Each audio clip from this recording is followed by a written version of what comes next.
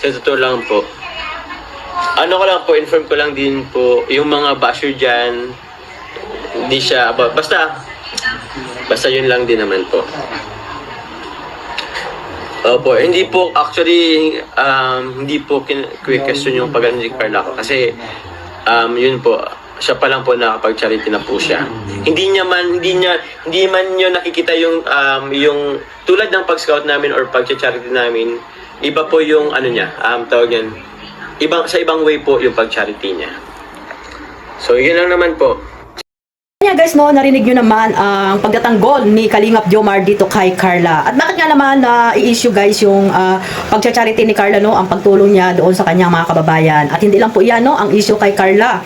At yung pati yung mga palipad ay nagiging issue po sa kay Carla Bells. Ayan guys, no, bago natin simulan ng ating reaction, shoutout muna tayo sa ating founder, Kuya Bal Santos Matubang, Ate Edna Vlogs at Kalingap Rab. At sa lahat po ng mga nasa landing pad, ambassador, deputy at mga Kalingap Scouters, mega love shoutout. At syempre sa ating mga kasamahan po sa OFW, no, mga OFW, no, shout out po at salamat sa laging pagsuporta ninyo po sa aking maliit na YouTube channel at syempre sa buong team Kalingap. Shout out din sa buong team BIOS, ayan, shout out po at sa lahat po ng mga reactor na naandyan po sa team Kalingap, mega love shout out. At ito nga guys, no, panoorin natin muli yung sinabi po ni Kalingap Jomar about po dito kay Carla, mga Kalingap. Sa totoo lang po, ano ko lang po, inform ko lang din po, yung mga basher dyan, hindi siya, basta yun lang din naman po. Opo, hindi po, actually, hindi po question yung pag-ano ni Carla ko. Kasi, yun po, siya pa lang po nakapag-charity na po siya. Hindi man niyo nakikita yung tulad ng pag-scout namin or pag-charity namin, iba po yung ano niya, tawag yan, sa ibang way po yung pag-charity niya. So, yun lang naman po. So ayun mga Kalingap, sa hindi pa po nakasubscribe dito kay Carla, no, pa-subscribe na po at ayun, malapit na siya po mag 100k subscriber, no. Isa po siya sa mga Kalingap Angels na ginawa ni Kalingap Rab ng channel para po pagdating ng panahon ay makakatulong po sa kanyang future yung pagbuo po ni Kalingap Rab ng YouTube channel niya, mga Kalingap. So habang sikat siya ngayon ay ayan, naka-ano siya ng mga subscriber at syempre mga viewers na talaga namang nagmamahal dito kay Carla, mga Kalingap, no. Ganyan po talaga pag mabait kang tao, no, marami pong magmamahal sa iyo. So ayan, sana all, no, may nagmamahal.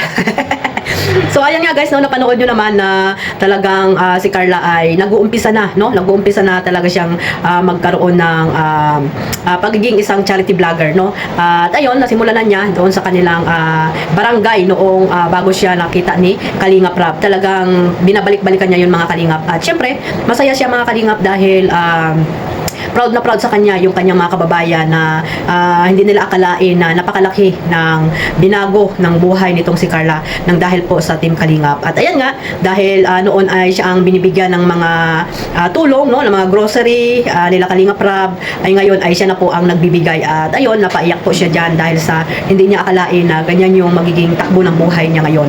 So be humble lang, Carla, no, at ipagpatuloy mo lang yung iyong nasimulan, no. At kung pagdating man ng gusto mo na talagang magsulo para mag-vlog, ay sana nandiyan ka pa rin, no, sa tabi nila Kalingap Rab, no, sama-sama ka sa kanila sa pagcha-charity, di ba? At siyempre sa iyong agom, no, kay Kalingap Jomar, no. Maganda po iyang content na yan, no, pagtulong sa mga tao naghihirap, dahil alam naman natin na diyan ka nagsimula, di ba? At ayan nga, no, dan mo nga tawag dito, parang gano'n, parang ibinalik mo yung tulong nila ng Team Kalingap sa ibang tao, no, at binigay mo sa kanila yung natatamo mong blessing, no, isinare mo sa kanila para naman yung mga kababayan mo ay magkaroon din ng kahit konti, no, noong Pasko. At ayun nga, nabigyan mo sila ng konting kasiyahan, no, hindi man kalakihan, hindi man magarbong handa yung mga binibigay mo, ay napakalaki na po yan, no, na ibigay mo sa kanila. At alam natin na sa konting tulong ay talagang ang pasasalamat nila sa iyo ay talagang lubos-lubos, di ba, mga Kalingap. At syempre, hindi talaga nakakalimutan, no, ni Carla kung saan siya nanggaling, di ba? At ayan nga yung example na yung sa kanilang barangay dati ay talagang dalang business niya na po yan tinulungan ng mga Kalingap. At noong una ay talagang dyan po sila nagpapiding, no, kasama po dyan sila Kuya Bal Santos Matubang at ang buong Team Kalingap. So dyan sa Tarom, nabigyan sila dyan ng mga bigas, di ba? So syempre maraming salamat po sa suporta ninyo.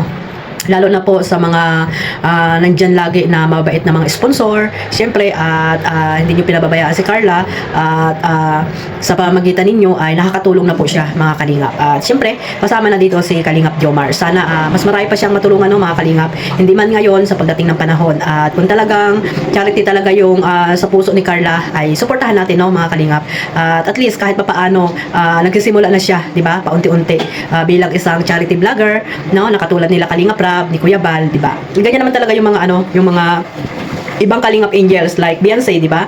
Beyonce ay isa rin matulungin, mga kalingap, no? Matulungin din si Beyonce at isa rin dito na talagang kahangahangang bata, mga kalingap. At ito si Carla, no? Nagsisimula na siya sa pagtulong at sana marami pa siyang matulungan, no? Makabalik pa siya doon sa kanilang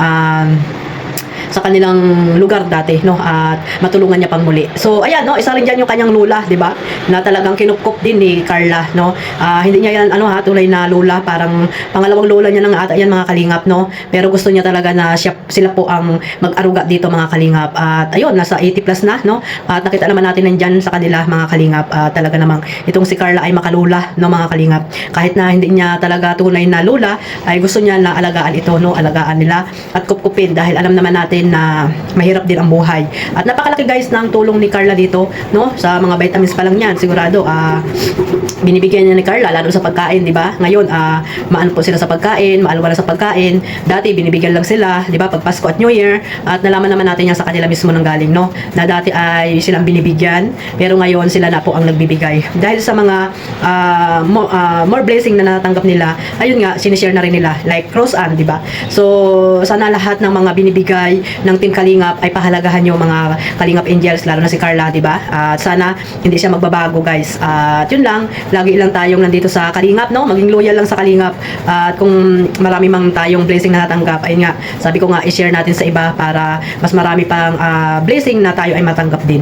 So isa na dyan si Carla na talagang kahanga-hanga, mga Kalingap, no? At ayun, sana ipagpatuloy lang ni Carla yung pagiging isang mabait na bata at pag-share ng blessing sa kanyang mga tawag dito dati niyang kabarangay. So abangan natin, guys, yung iba pa niyang mga susunod na charity, no, sa pagsusunod na charity niya. Iwan natin kung saan naman, guys. So syempre nag-aaral kasi siya, mga kalingap, no, pero mag-focus muna siya sa pag-aaral, guys. Huwag muna natin siyang tawag dito laging sabihan na ganyan, no, na sana ay magbigay sa iba, di ba, mga kalingap? Kasi nga, syempre, unahin niya muna yung sarili niya kasi marami pa siyang gagastusin dyan, lalo na sa kanyang pag-aaral. Mabuti na lang, nandiyan naman si Kalingap Rab na handang talagang tumulong, no, hanggang sa makapagtapos. So, isipin na lang nila, mag-aral lang mabuti para makapagtapos sila ng pag-aaral. At syempre, nandiyan lang ang Team Kalingap na handang tumulong, di ba? At yung mga supporters na laging naandyan kay Carla at sa Jomcar at sa iba pang mga love team, no, sana ipagpatuloy nyo lang po ang inyong pagmamarathon. So hanggang dito lang po, mga kalingap, at mag-ingat po tayong lahat at God bless po sa lahat. Mabuhay po ang Team Kalingap. Bye-bye!